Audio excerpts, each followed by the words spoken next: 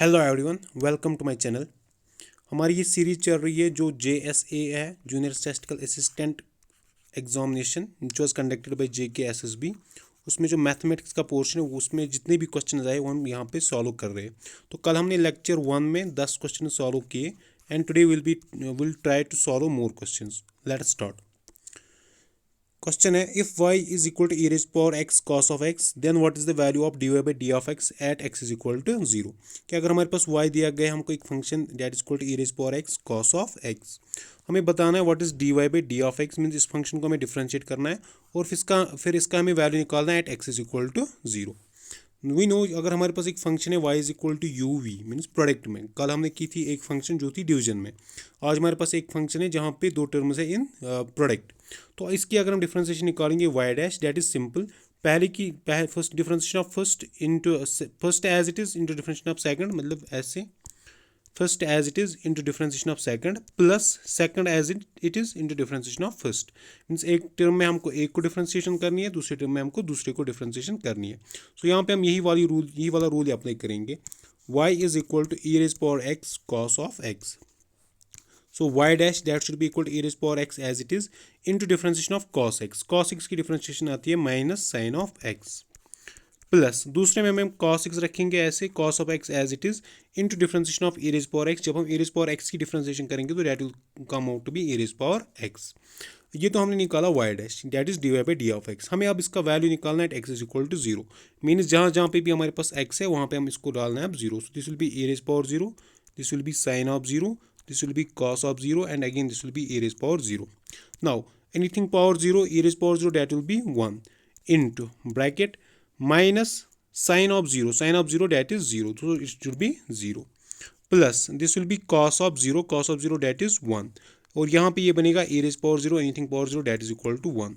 So the answer should be 1, right? Because this is 0 plus 1 into 1 that is equal to 1, so answer should be 1. So यहाँ पे correct answer आप देख भी सकते हैं, that is 1. Next question.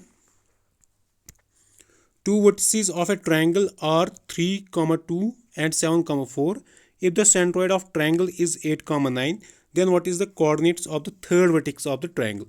अगर हमारे पास एक ट्रायंगल है ऐसे, दो वर्टिसेस जिसके कोऑर्डिनेट्स हमको दिए गए 3, 2, एक और के कोऑर्डिनेट हमारे पास मानो 7, 4, और हमें बोला गया है कि सेंट्रॉयड, जो सेंट्रॉयड है if the centroid of triangle is 8, 9, mean जिसका सेंट्रॉयड जो है उसके कोऑर्डिनेट से हमारे पास 8, 9, then what is the coordinate of the third vertex. फिर जो यहाँ पे ये वाला वर्टेक्स बचेगा, हम मानेंगे इसके कोऑर्डिनेट्स है x, y, हमें बताने इस वाले वर्टेक्स के कोऑर्डिनेट्स क्या आएंगे। As you know from centroid formula, जो हमारे पास सेंट्रॉयड का x कोऑर्डिनेट होता है, x डैश हम उसको रखेंगे नाम, that will be equal to x1 plus x2 plus x3 upon 3। This is centroid formula कि जो सेंट्रॉयड का x कोऑर्डिनेट होता है that is summation of x coordinates of all the 3 points, point 1, point 2, point 3 divided by 3। तो यहाँ पे हमारे पास x1 हम मानते हैं ये हमारे पास 3 है ये वाला, plus x2 that is 7, plus x3 ये वाला x जो हमको निकालना है, right, divided by 3, and this is given as कि ये वाला कोऑर्डिनेट जो x डैश कोऑर्डिनेट है सेंट्रॉयड का that is given as 8, so this will be 8। Now this will be 8 plus 7 plus 3 that is 8 is equal to 7 plus 3 that is equal to 10 plus x divided by 3। अब यहाँ पे होगी एक ऐसे cross multiplication. Now this will be 8 into 3 that is equal to 24, 8 into 3, this will be 8 into 3, so that is equal to 24, that should be equal to 10 plus x। तो ये 10 यहाँ पे प्लस में तो वहाँ चला जाएगा तो माइनस में आ जाएगा, so this will be 24 minus 10 that is equal to x, और x यहाँ पे मिलेगा हमको 14, x will be 14, राइट। ये मैं आपको एक बार फिर से सॉल्व करके देता हूँ। यहाँ पे मैंने बोला है जो हमारे पास x कोऑर्डिनेट होता है सेंट्रॉयड का that is equal to summation of the x coordinates of all the 3 vertices, all the 3 vertices divided by 3, so x1 plus x2 divided by 3। x dash हमको दिया गया यहाँ पे 8, एंड x1 कोऑर्डिनेट जो हम मान लेते हैं that is 3, plus x2 coordinate that is 7, plus x3 coordinate जो हमको निकालना है उसको मानते हैं x डिवाइडेड बाई 3। तो यहाँ पे हमने करी cross multiplication, 8 into 3 that is equal to 24 is equal to 7 plus 3 that is equal to 10 plus x। फिर मैंने बोला ये 10 हमारे पास प्लस है, यहाँ पे चला जाएगा minus, so this will be 24 minus 10 that is equal to x, और x कोऑर्डिनेट जो यहाँ पे हमको मिलेगा that will be 24 minus 10 that is equal to 14। यहाँ पे अगर आप देखेंगे एक ही ऑप्शन में हमारे पास x कोऑर्डिनेट 14 है, so you do not need to calculate the y coordinate of that point. और या अगर हम यहाँ पे y कोऑर्डिनेट भी निकालेंगे, वो भी हम निकालेंगे इसी फार्मूला से जो हमारे पास y डैश होता है, that is equal to y1 plus y2 plus y3 divided by 3. y dash is the y coordinate of centroid. यहाँ पे हमें y कोऑर्डिनेट ऑफ सेंट्रॉइड दिया गया है 9. So 9 is equal to y1 that is 2 plus y2 that is 4 plus y3 मानते हैं y जो हमें निकालना है divided by 3.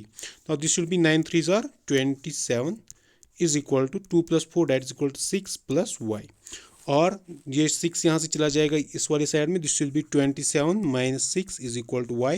27 minus 6 that is equal to 21 that is equal to y. तो y कोऑर्डिनेट भी यहाँ पे हमने देखा that is equal to 21. So 14, 21 ऐसे इसका आंसर आएगा. Next question. If A and B are two sets such that n of A is equal to 50, n of B is equal to 15, and n of A union B that is 60, then what is the value of n of A intersection B? हमें निकालना है value of n of A intersection B.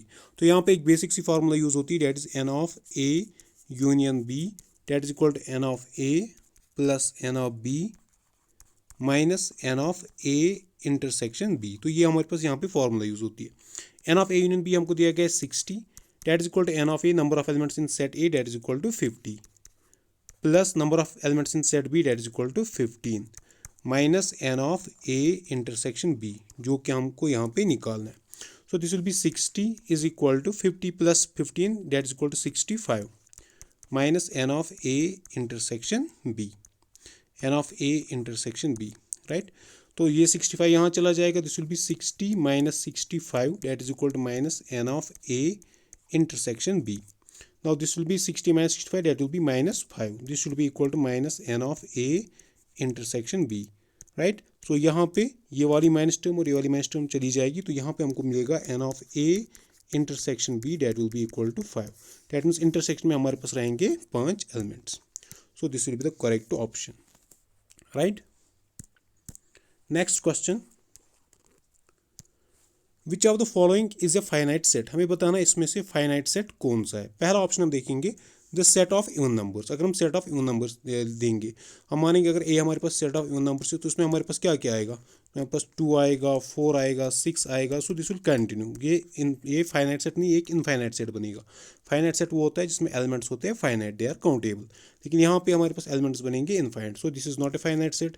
दूसरे set की बात करेंगे तो set of numbers which are multiple of 3. वो set उन नंबर्स का सेट जो मल्टीपल है 3 के. ए इज इक्वल टू, यहाँ पे हमारे पास 3 1s आर 3 वो आएगा, 3 2s आर 6 वो आएगा, 3 3s आर 9 वो आएगा, and so on. It will again continue, again it is an infinite set. बात करेंगे फोर्थ ऑप्शन की, the set of negative integers. अगर हम बात कर लेंगे नेगेटिव इंटीजर्स की, उसमें हमारे पास आएगा -1 -2 -3 and this will continue here, right. तो ये भी हमारे पास बनेगा एक इनफाइनाइट सेट. अगर हम बात कर लेंगे इस वाले सेट की, the set of whole number less than 1. Set of whole number हमारे पास पता है, होल नंबर में हमको 0 आएगा, 1 आएगा, 2 आएगा. तो यहाँ से ये कंटिन्यू करेगा होल नंबर. लेकिन इसमें एक कंडीशन है, the set of whole numbers का, लेकिन लेस देन 1. लेस देन 1 यहाँ पे हमारे पास एक ही होल नंबर आता है, that is 0. So it will be a set 0. ऐसे ये सेट बनेगा, इसमें खाली एक एलिमेंट आएगा. इसमें एक ही एलिमेंट है, so it is a finite set. बाकी जितने भी यहाँ पे आएंगे they are all infinite sets, जो जैसा कि मैंने आपको दिखाया. Let's move to next question.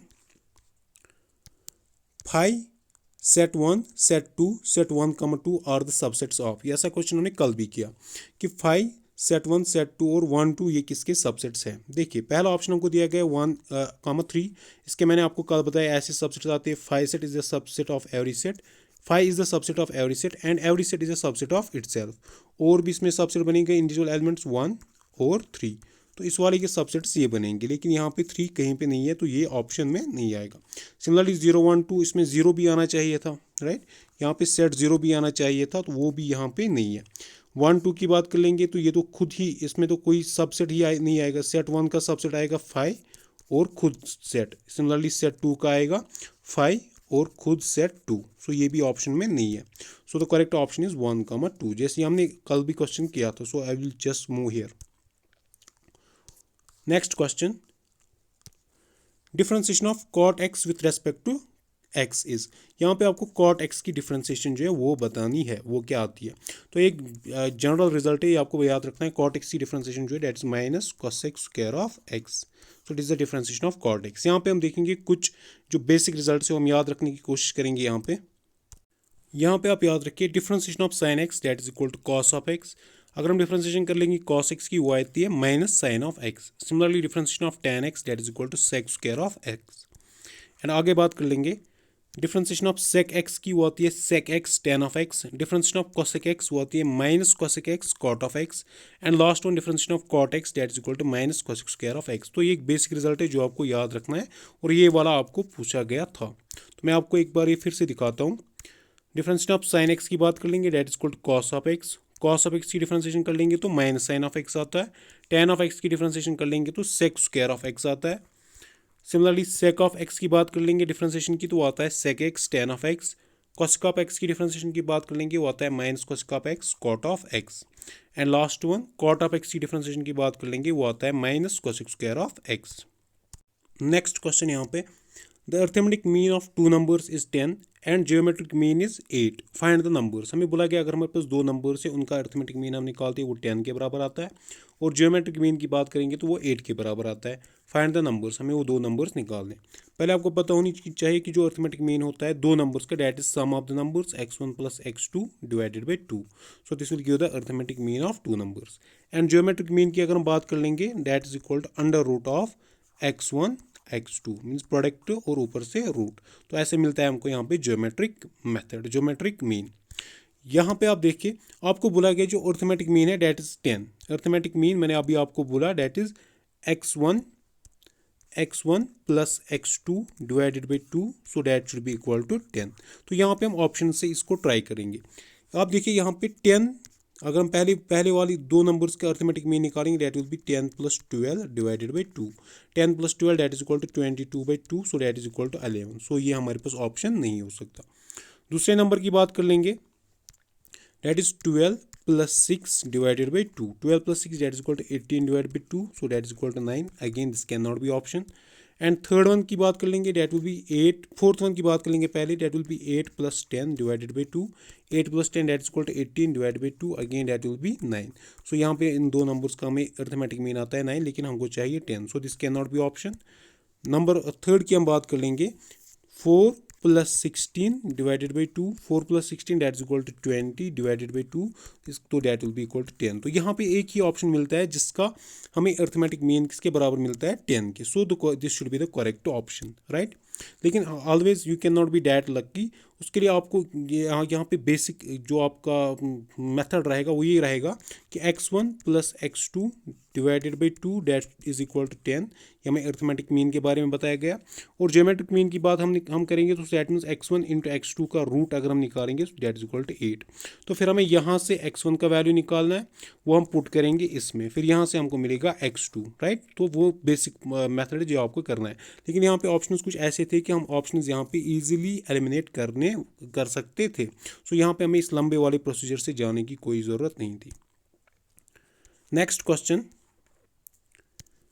There are 15 numbers, they are given like this, calculate their median. हमें 15 नंबर्स दिए गए हैं, 15 नंबर्स हमारे पास है, तो हमें इनका निकालना है मीडियन। मीडियन मैंने आपको इससे पहले वाले लेक्चर में भी बोला था। मीडियन हमारे पास दो तरीके से हम निकालते हैं। फॉर एग्जांपल अगर हमारे पास नंबर ऑफ टर्म्स होगा ऑड या नंबर ऑफ टर्म्स अगर हमारे पास होगा इवन। अगर हमारे पास नंबर ऑफ टर्म्स ऑड होगा या इवन होगा, पहला जो पॉइंट इसमें हमें यहाँ पे जितनी भी टर्म्स है उसको हमें असेंडिंग ऑर्डर या डिसेंडिंग ऑर्डर में पहले लाना है। जितनी भी टर्म्स है या तो उनका हमें असेंडिंग ऑर्डर में लाना है या तो डिसेंडिंग ऑर्डर में लाना है। फिर उसके बाद अगर हमारे पास नंबर ऑफ टर्म्स ऑड होंगी, फिर जो मिडल वाली टर्म होगी, मिडल वाली टर्म वो बनेगी हमारे पास मीडियन। लेकिन इवन में हमारे पास मिडल में दो टर्म्स आएंगी। फॉर एग्जाम्पल मानो x और y आती है दो टर्म्स, यहाँ से मानो 4 टर्म्स है, यहाँ से भी 4 टर्म्स है। सो बीच में हमारे पास बचती है दो टर्म्स x और y। तो इन केस जो हमारे पास मीडियन बनता है वो बनता है इन दो का mean, that is geometric mean, that is x plus y divided by 2। सो ये हमारे पास बनेगा तब मीडियन, कब, जब हमारे पास नंबर ऑफ टर्म्स होंगी इवन। उसमें जो बीच वाली दो टर्म्स हैं उन दो टर्म्स का हमें निकालना है geometric mean, that will be our median. लेकिन यहाँ पे आप देखिए, यहाँ पे वही से हमको बोलता है there are 15 numbers. 15 numbers mean this are odd numbers, right, odd terms है यहाँ पे। तो यहाँ पे ऑड टर्म्स है। सबसे पहले हम क्या करेंगे, इन नंबर्स को अरेंज करेंगे इन असेंडिंग ऑर्डर और descending order. Will arrange them in ascending order. सबसे छोटा यहाँ पे हमारे पास डेट इज़ 2। उसके बाद जो यहाँ पे हमारे पास है डेट इज़ 3। 3 कितनी बारी है, 3 है एक ही बारी, राइट। उसके बाद जो हमारे पास यहाँ पे है डेट इज़ 5। 5 है एक बारी, ओनली वंस। उसके बाद बात कर लेंगे 6 की। 6 भी है हम यहाँ पे हमारे पास, 6 यहाँ पे भी है, एक बार, दो बार और 3 बार, 6 6 एंड 6। उसके बाद यहाँ पे हमारे पास है 7, वंस, ट्वाइस, थ्राइस, हाँ 3 टाइम्स, तो 7 7 7। उसके बाद यहाँ पे हमारे पास है 8, एक बारी दो बारी, so 8 and 8। Then after we have 9, 9 यहाँ पे और कहीं पे नहीं है 9, सो देन देयर इज़ 9। उसके बाद यहाँ पे हमारे पास है 10, एक बार दो बार, सो देयर इज़ 10 एंड 10। उसके बाद we have got 11 and there is 11। So these are total of 1 2 3 4 5 6 7 8 9 10 11 12 13 14 and 15 terms. तो ये हमारे पास है ऑड टर्म्स, 15 टर्म्स है। तो यहाँ पे हम निकालेंगे एन 15 टर्म्स हमारे पास यहाँ पे। तो यहाँ पे हमारे पास हाफ कहाँ पे आएगा, हाफ विल बी 7 7 7 यहाँ से 7 यहाँ से, और बीच वाली वन टर्म जो वो हमारे पास बनेगी फिर मीडियन। डेट मीन्स 1 2 3 4 5, 1 2 3 4 5 6 एंड 7, ये टर्म्स हम छोड़ेंगे। यहाँ से भी 1 2 3 4 5 6 एंड 7, ये वाली टर्म्स हम छोड़ेंगे। सो बीच में हमारे पास क्या बच गया, ये वाला 7। So this 7 will be now our median, ये 7 हमारा बनेगा मीडियन। सो यहाँ पे आप देख भी सकते हैं इसका जो करेक्ट ऑप्शन है डेट इज 7, राइट। उसके बाद next question, a card is drawn at random from a well shuffled pack of 52 cards. What is the probability that it is either a spade or a king? हमने एक card निकाला है, 52 cards हमारे पास total थे, 52 में से हमने एक कार्ड निकाला है और हमको बताना है क्या है प्रोबेबिलिटी कि ये कार्ड या तो एक स्पेड हो सकता है या तो एक किंग हो सकता है। सो हमारे पास प्रोबेबिलिटी ऑफ इधर ए स्पेड और ए किंग, इसको हम लिखेंगे यूनियन, राइट। ये हमारे पास बनेगा प्रोबेबिलिटी ऑफ इधर ए स्पेड और ए किंग, और हमारे पास आता है plus, plus means union. And अगर लिखा होता है एंड हमारे पास आता है इंटरसेक्शन, जो हमने कल एक क्वेश्चन किया, एंड होता तो इंटरसेक्शन और होता तो यूनियन बन जाता है। यहाँ पे इससे पहले भी हमने एक फॉर्मूला यूज़ करी थी, कि probability of A union B that is equal to probability of A plus probability of B minus probability of A intersection B. A intersection B को हम सिंपली ए बी भी लिख सकते हैं। तो यहाँ पे हमको निकालनी है ईदर ए स्पेड और a king, so we have to find probability of spade union king. So that will be probability of spade plus probability of king minus probability of spade intersection king. Now probability of finding a spade, एक 52 cards में हमारे पास 13 spades होते हैं, so that will be 13/52। Probability of finding a king, king हमारे पास total में 4 होते हैं, so this will be 4/52 minus probability of spade intersection king. Spades में हमारे पास एक ही किंग होता है, राइट, एक ही किंग होता है, 1/52, 1/52, राइट। तो ये हमारे पास बनेगी यहाँ पे प्रोबेबिलिटी 13/52 प्लस 4/52 माइनस 1/52। सो 52 52 52 यहाँ पे कॉमन है, this will B 13 plus 4 minus 1, so that is 13 plus 4 that is 17, 17 minus 1 that is 16। तो पहुँचे हम यहाँ पे, this will B 16/52। Now 4 4s are 16, 4 1s are 4, 4 3s are 12, so this comes out to be 4/13। So यहाँ पे जो probability हमारे पास बनेगी डेट वो बनेगी 4/13, राइट।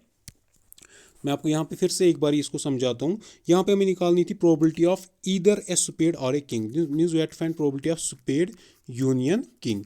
तो मैंने बोला वो हमारे पास आएगी probability of spade plus probability of king minus probability of spade intersection king. Spades हमारे पास होते हैं 13, तो यहाँ पे हमारे पास बनेगी इसकी प्रोबेबिलिटी 13/52। किंग्स हमारे पास होते हैं 4, सो this will be 4/52।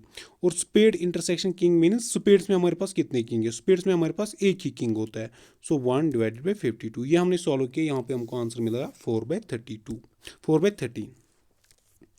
Next question, the mean of 200 terms, हमको दी गई है 200 terms, number of terms that is equal to 200। The mean of 200 terms was 50, तो इसका जब मीन निकाला गया एक्स बार वो that comes out to be 50। Later on, it was discovered that two items were misread as 92 and 8 instead of 192 and 88. Later on ये देखा गया कि जो दो टर्म्स हमारे पास थी 192 उसको पढ़ा गया था 92 और जो एक और टर्म थी डेट वाज 88 उसको पढ़ा गया था 8. राइट.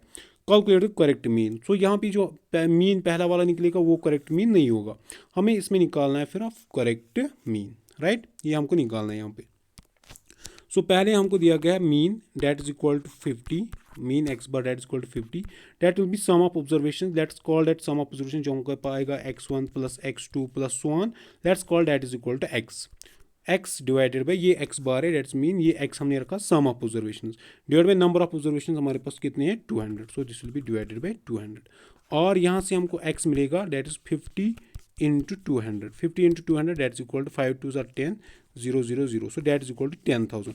डेट मीन्स पहले जो हमारे पास सम ऑफ टर्म्स आता है वो आता है कितना 10,000. इनिशियली हमारे पास जो सम ऑफ टर्म्स आता है इनिशियली सम ऑफ टर्म्स हमारे पास आता है 10,000. लेकिन इन्होंने तब जो 192 था उसको लिखा है 92. डेट मीन्स 92 जब लिखा है लेकिन पहुंचना है 192 पे तो इसको हमें 100 ऐड करना पड़ेगा. राइट. सिमिलरली 88 को पढ़ा है 8. सो डेट मीन्स यहाँ पे भी हमको अगेन से 80 को ऐड इसको करना पड़ेगा. ये नंबर ऑफ ये पहला वाला था जो पहला वाला सम ऑफ ऑब्जर्वेशन है वो हमारे पास था 10,000. लेकिन तब इन्होंने पढ़ा था 192 को एज 92. डेट मीन्स अगेन अगर हम करेक्ट मीन चाहिए हमको या करेक्ट सम चाहिए हमको पहले उसके लिए हमें इस 92 को फिर से 100 ऐड करना पड़ेगा क्योंकि तभी बनेगा 192. सिमिलरली उन्होंने 88 को पढ़ा था 8. सो डेट मीन्स इस 8 को अगेन से हमें 80 ऐड करना पड़ेगा तब ये बनेगा 88. Right. So the correct sum of terms let's call this correct sum of terms as y. This y will be 1 0 0 0 0 1 0 0 and 80. We'll add this, so this will be 10180. So this is the correct sum of terms. ये हमारे पास आ गया correct sum of terms as 10180. Now we'll find the correct mean. Let's call that correct mean as y bar. That will be sum of observations. So जो हमारे पास यहाँ पे आ गया 10180 divided by number of observation. Number of observation यहाँ पे change नहीं होगी. क्यों?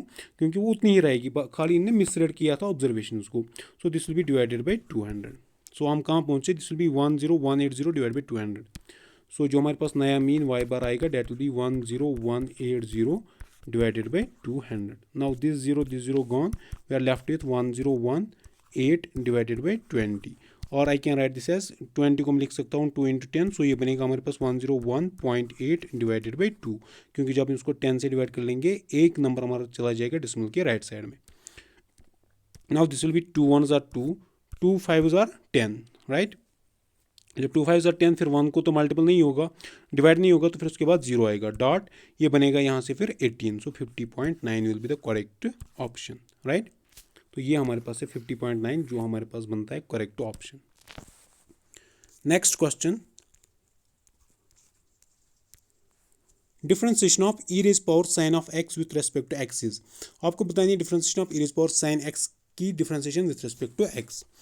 इसके लिए बेसिक जो रूल है वो ये है कि अगर हम ई रेज पावर एक्स की डिफरेंशिएशन कर लेंगे वो हमारे पास आता है ई रेज पावर एक्स ही और उसके बाद होती है इस वाली एक्स की differentiation into d by d x of x. Right. Since d x by d x that is equal to 1. So हम बोल सकते हैं ई रेज पावर एक्स की डिफरेंशिएशन हमको आती है ई रेज पावर एक्स ही. लेकिन अगर हमारे पास ई रेज पावर एक्स होता यहाँ पे हमारे पास e raise power sine of x है. सो यहाँ पे हमारे पास है e raise power sine of x. Now when we'll try to differentiate this will be d by dx of e raised power sin of x. So e raised power sin x की पहले according to the rule of e raised power x that will be e raised power x that will be e raised power sin of x. तो हो गया पहला. उसके बाद जो यहाँ पे ऊपर है उसकी भी डिफरेंशिएशन होती है into d by d x of sine of x. Right. e raised power sin x की पहली वाली differentiation e raised power sin x ही रहेगी और उसके बाद डिफरेंशिएशन होती है जो इसके ऊपर लगा होता है power. So that is D by d x of sine of x. So this will be e raised power sin of x into d by dx of sin x. Sin x की differentiation मैंने अभी आपको बोला that is equal to cos of x. So this will be e raised power sin of x cos of x. That is the correct differentiation. E raised power x e raised power sin of x cos of x. Right. Next question. Which of the following is an empty set? हमें बोलना है नीचे दिए गए options में से कौन set है empty set. पहला ऑप्शन हमको दिया गया है set of x such that x is an even number x greater then 1 and x less then 5। तो यहाँ पे हमको बोला गया x हमारे पास इवन नंबर है और ये 1 से लेकर 5 तक हम पहले मानते हैं 1 2 3 4 एंड 5। लेकिन बोला गया x हमारे पास ग्रेटर देन 1 है। ग्रेटर देन 1 मीन्स 1 हमारे पास इंक्लूड नहीं होगा and similarly x less then 5 means 5 ये भी हमारे पास इंक्लूड नहीं होगा। सो हमारे पास बचता है यहाँ पे 2 3 और 4। हमें बोलना है एम्प्टी सेट। एम्प्टी सेट मतलब जिसमें कोई एलिमेंट नहीं आएगा। हमारे पास x होना चाहिए एक इवन नेचुरल नंबर और कंडीशन कहाँ कहाँ से लेकर 1 to 5। 1 to 5 जो हमारे पास इवन नेचुरल नंबर से जो हमारे पास नेचुरल नंबर से पहले वो है 2 3 एंड 4। इसमें जब हम बात कर लेंगे इवन नेचुरल नंबर्स की उसमें 2 भी आएगा 4 भी आएगा। सो ये वाला सेट हमारे पास आएगा सेट ऑफ 2, 4। सिंस इसमें 2 एलिमेंट्स हमारे पास आ गए सो ये हमारे पास एक एम्प्टी सेट नहीं बनेगा। नेक्स्ट की बात कर लेंगे set of x such that x square minus 4 is equal to 0 and x is a rational number. क्या हमें बोला गया अगर हम निकालेंगे x स्क्वायर माइनस 4 वो हमको आना चाहिए 0 और जो x यहाँ पे हमको मिलेगा that should B rational number. Rational number mean that could be written in the form of p by q and q should not be equal to 0 where p and q they belong to I। p comma q they belong to I means integers। तो यहाँ पे आप देखेंगे x square minus 4 that is equal to 0 इसको हम solve कर लेंगे that means x square is equal to 4 और x is equal to plus minus 2। तो यहाँ पे हमारे पास x में दो ऑप्शंस आ गए, या तो x हमारे पास प्लस 2 आएगा या तो x हमारे पास माइनस 2 आएगा। यहाँ पे आप देखेंगे x हमारे पास प्लस 2 वो भी हमारे पास एक रैशनल नंबर है, x हमारे पास माइनस 2 वो भी हमारे पास एक रैशनल नंबर है। सो यहाँ पे दो कंडीशंस फुलफिल होती है। Again this will not be a empty set. So इस वाले सेट की अगर हम बात कर लेंगे this will be set of minus 2, 2। So this is not an empty set.